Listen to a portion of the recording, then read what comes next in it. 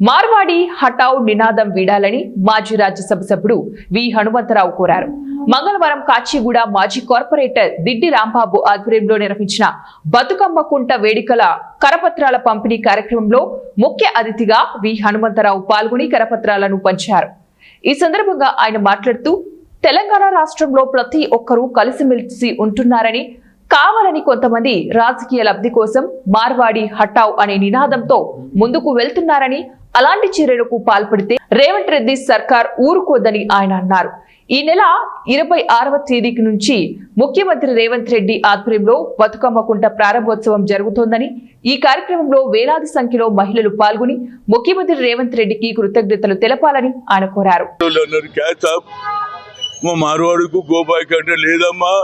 ఇది cosmopolitan city, మా ముఖ్యమంత్రి నంబర్ 1 సిటీ చేస్తున్నాడు.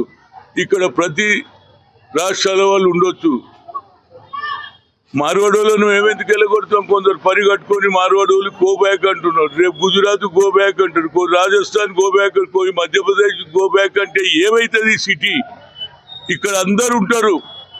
ఇది క్యాపిటల్ సిటీ, కాస్మోపాలిటన్ సిటీ.